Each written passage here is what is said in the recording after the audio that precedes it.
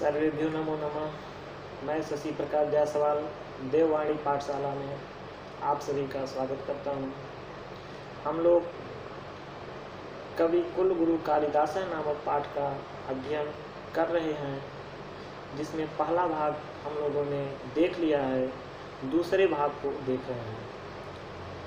एका जनश्रुति अति प्रसिद्धा अस्ति यया कवि कालिदासः विक्रमादित्यस्य सभारत्नेषु मुख्यतमः इति ख्यापितः। एक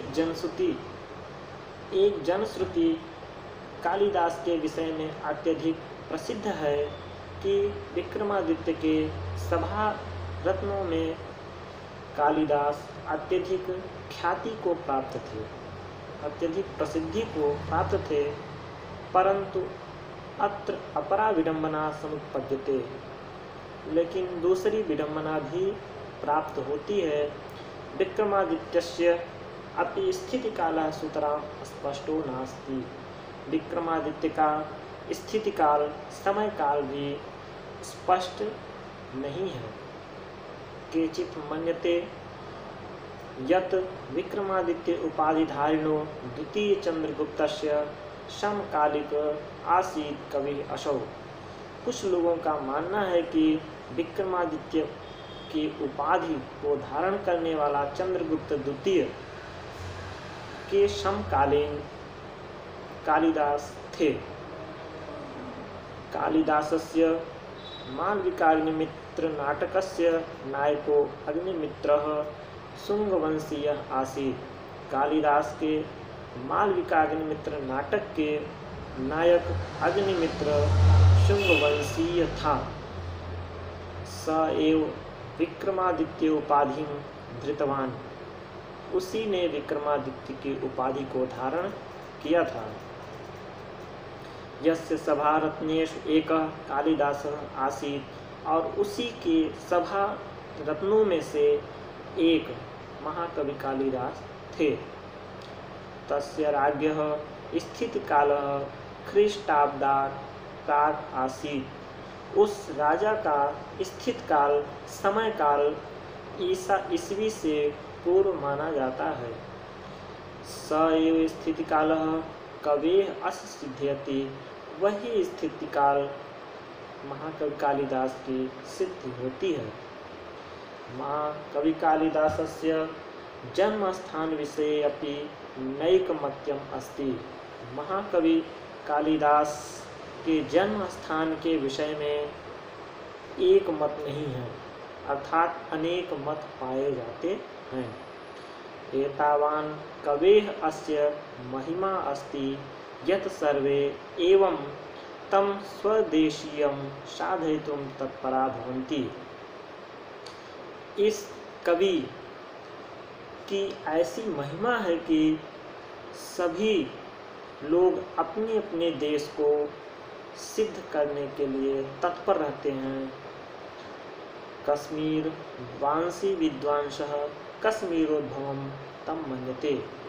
कश्मीर देश के विद्वान महाकवि कालिदास को कश्मीर में उत्पन्न हुआ, कश्मीर में जन्म हुआ मानते हैं। बंगवासिनश्च, बंगाल देश के निवासी बंगाल देश में उत्पन्न हुआ मानते हैं। अस्ति तावद् अन्यो अपि समीक्षक वर्गः यस्य मतेन कालिदासः उज्जयिन्यां लब्धम आसीत्। और अन्य समीक्षक आलोचक वर्गों का मानना है कि कालिदास उज्जयिनी में जन्म लिए थे। उज्जयिनीं प्रति कवेः साधसेयो अनुरागः एतत् मतं पुष्णात्। उज्जयिनी के प्रति कवि का अत्यधिक अनुराग दिखाई देता है।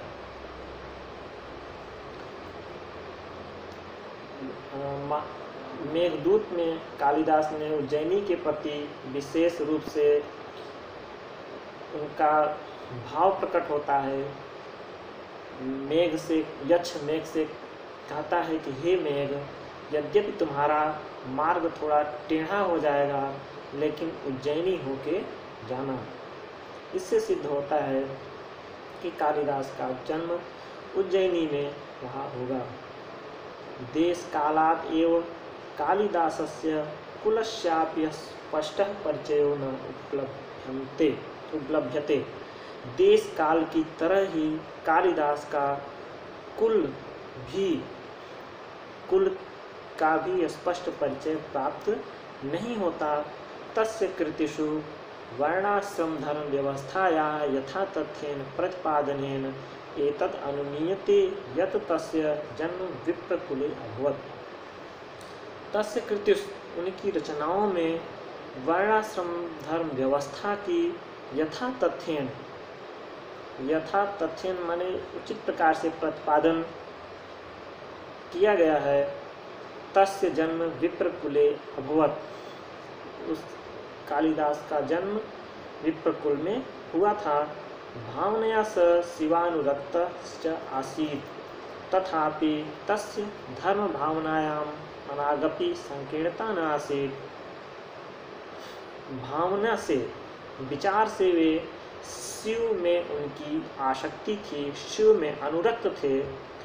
तथापि फिर भी धर्म भावनाया मनागपि संकीर्णता न आसीत्, उनकी भावना में, धर्म भावना में के प्रति उनकी संकीर्णता नहीं थी। शिव भक्तो अपि सन रघुवंशे स रामं प्रति स्वभक्ति भावम उदारमना प्रकटयति। शिव भक्त होने पर भी रघुवंश में महाकवि कालिदास ने राम के प्रति स्वभक्ति भावना, अपनी भक्ति भावना की उदारता को प्रकट करते हैं। कालिदासस्य जीवन वृत्तम सर्वथा अज्ञानांधकारम आच्छन्नम अस्ति। कालिदास का जीवन वृत्तांत, जीवन वृत्त सर्वथा हमेशा जो है अज्ञानांधकार आच्छन्नम, हमेशा अंधकार से में आच्छन्न था, ढका हुआ था।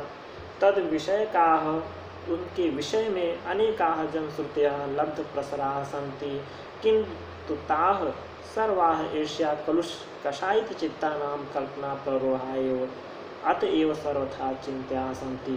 तद विषय का, उनके विषय में अनेक जनश्रुतियाँ फैली हुई हैं, किंतु ताः सर्वाः, वे सभी जनश्रुतियाँ ईर्ष्या कलुष कषायित चित्ता नाम, ईर्ष्या कलुष इत्यादि भावना से प्रेरित थी,